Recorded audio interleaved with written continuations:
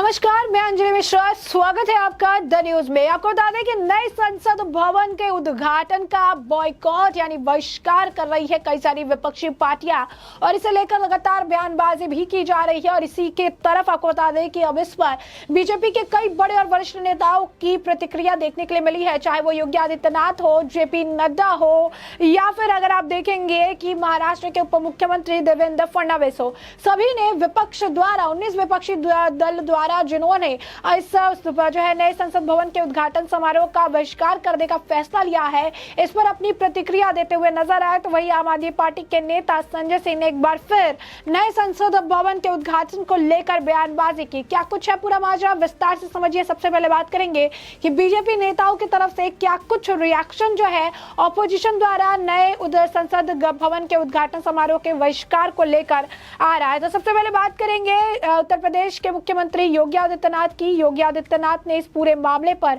अपनी प्रतिक्रिया देते हुए कहा है, स्वतंत्र भारत के इतिहास में 28 मई की तिथि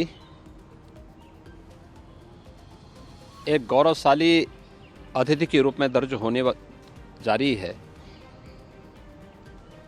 जब देश के यशस्वी प्रधानमंत्री जी के द्वारा भारत के लोकतंत्र की प्रतीक भारतवासियों को नई संसद भेंट की जाएगी। यह एक ऐतिहासिक अवसर होगा।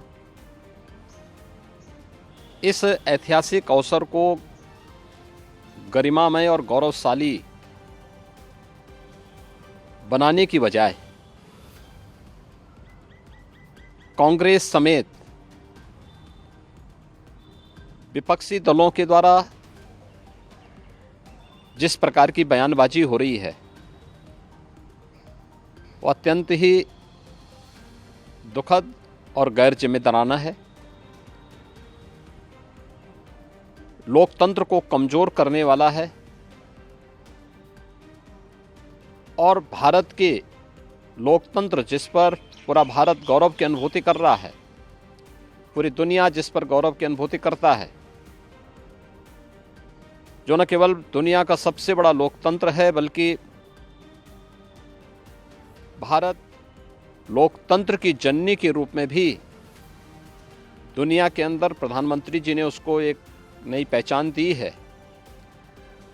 उस भारत के लोकतंत्र को कमजोर करने जैसा भी ये बयानबाजी है।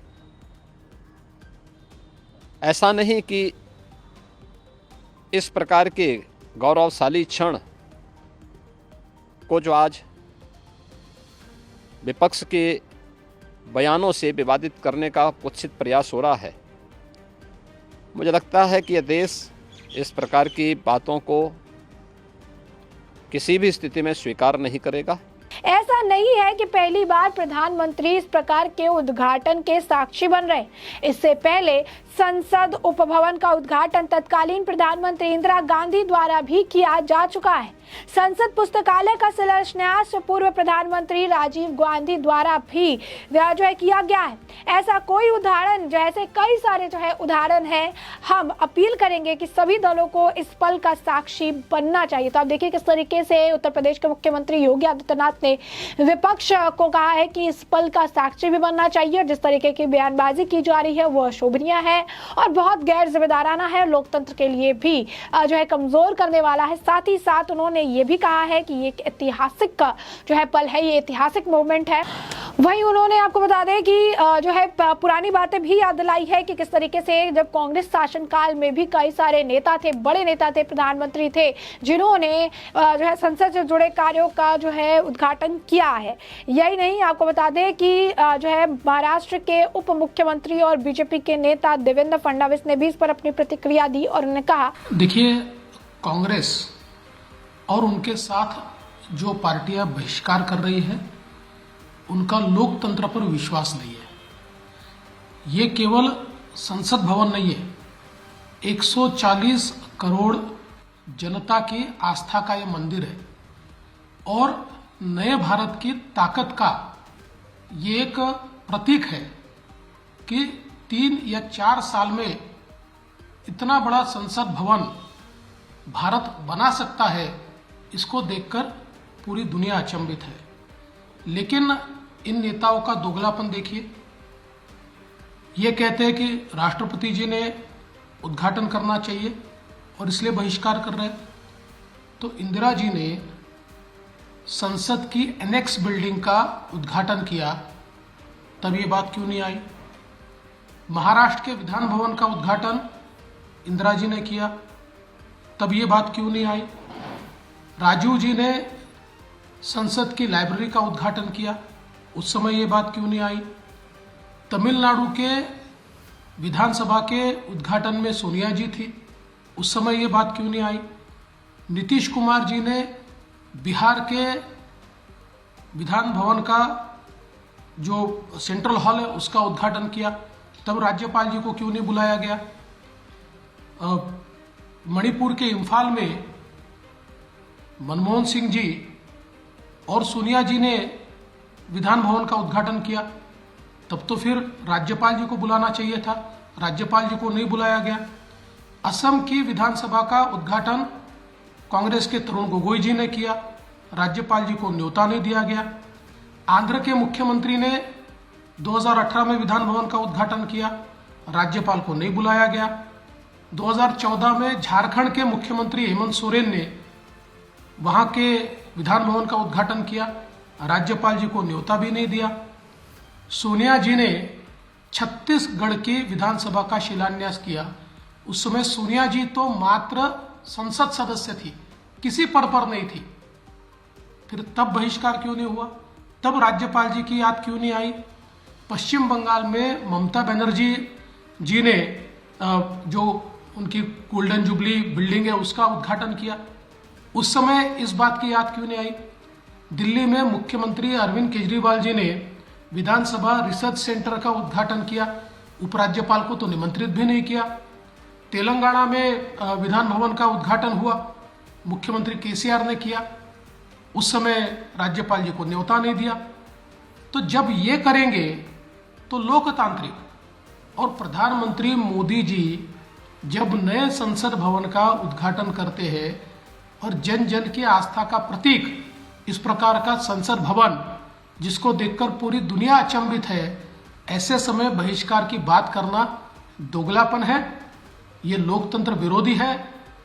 इनको देश के साथ कोई लेन देन नहीं, देश के संविधान के साथ लेन देन नहीं, देश के लोकतंत्र के साथ लेन देन नहीं, ये केवल कुर्सी के लिए राजनीति करने वाले लोग हैं और इसलिए इनका मैं निषेध करता हूं। वही आपको बता दें कि संसद भवन पर जारी घमासान के बाद बीजेपी के पूर्व प्रधानमंत्री जवाहरलाल नेहरू और लेकर इंदिरा गांधी, राजीव गांधी तक सबका जो है जिक्र किया गया है और इसे लेकर बीजेपी के राष्ट्रीय अध्यक्ष जेपी नड्डा ने भी कहा कि प्रधानमंत्री नरेंद्र मोदी नए संसद भवन के पवित्र संगोल स्थापित करने का निर्णय एक ऐतिहासिक क्षण है और ऐसे में यह पहली बार जवाहरलाल नेहरू ने 14 अगस्त 1947 को राजेंद्र प्रसाद जैसे नेताओं की उपस्थिति में तमिलनाडु में पुजारियों से प्राप्त है जो किया है।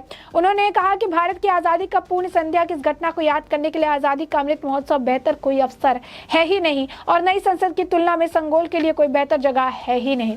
इससे पहले कांग्रेस को आड़े हाथ लेते हुए उन्होंने हरदीप सिंह पुरी ने भी कहा था कि 24 अक्टूबर 1975 को तत्कालीन प्रधानमंत्री इंदिरा गांधी ने संसद के एनेक्स भवन का जो है उद्घाटन किया था और 15 अगस्त 1987 को उस समय के प्रधानमंत्री राजीव गांधी ने संसदीय पुस्तकालय का शिलान्यास जो है किया था। तो आज जो है हमारे नेता इसे क्यों नहीं कर सकते हैं?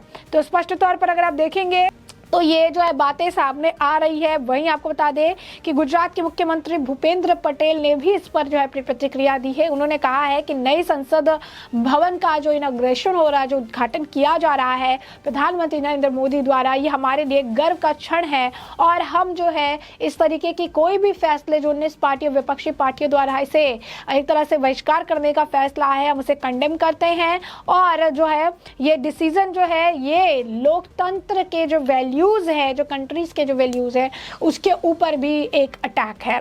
तो साफ तौर पर अगर आप देखेंगे तो विपक्ष को जो है बीजेपी के बड़े नेताओं द्वारा मुंहतोड़ जवाब दिया गया है। ये कहा गया है कि उन्हें लोकतंत्र पर भरोसा नहीं है और इसी वजह से इस तरीके की बयानबाजी जो है, निचले स्तर की बयानबाजी विपक्ष के नेताओं द्वारा की जाती है, जो सरासर गलत है।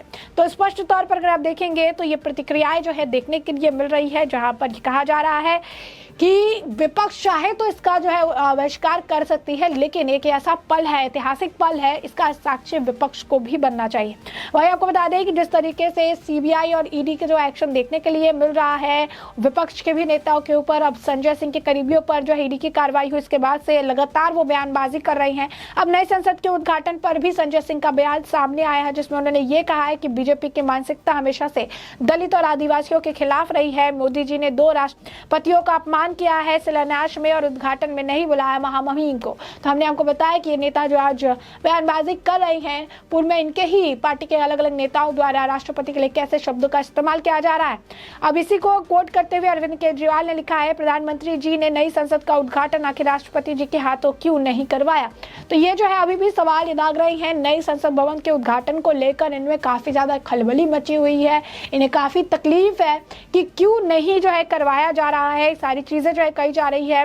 तो अब आप बता दें, आपको 28 तारीख का जो है डेट दिया गया है कि किया जाएगा। वो कह रहे हैं क्यों नहीं करवाया, जैसे प्रधानमंत्री ने कर ही दिया है, लेकिन इस बात की तकलीफ जो है, तिस जो है, जो मलाल जो है वो इनके अंदर नजर आ रही है। और स्पष्ट तौर पर प्रधानमंत्री के ऊपर राष्ट्रपति का नाम लेकर इस मुद्दे को आदिवासी दलितों से जोड़कर लगातार जो है निशाना साधने का प्रयास जो है विपक्ष द्वारा किया जा रहा है। लेकिन अब बीजेपी भी पीछे हटने वाली नहीं है, बीजेपी भी इसका डट कर सामना कर रही है। और बीजेपी के बड़े नेताओं द्वारा अब स्टेटमेंट जो है जारी किया जा रहा है, जहां पे वो स्पष्ट कह रही है कि विपक्ष द्वारा इस तरीके की बयानबाजी गैर जिम्मेदाराना है, लोकतंत्र के ऊपर जो है प्रहार है, लोकतंत्र पे इन्हें भरोसा नहीं है। और इस तरीके की बयानबाजी काफी शर्मिंदगी वाली बयानबाजी भी है, क्योंकि एक ऐतिहासिक पल है, गौरव वाला पल है, जिसका साक्षी हर व्यक्ति को होना चाहिए। 140 करोड़ लोगों के लिए एक मंदिर के समान ये नई संसद भवन है। और इसके बाद में विपक्ष से लेकर भी राजनीति करने से जो है पीछे हटता नजर नहीं आ रहा है। तो स्पष्ट तौर पर अगर आप देखेंगे तो हमने आपको ये पूरा मामला जो है विस्तार से बताया है कि पूरा मामला क्या है। और अब इस पूरे मामले पर आपकी भी जो राय हो कमेंट सेक्शन में कमेंट करके जरूर साझा करिए। धन्यवाद।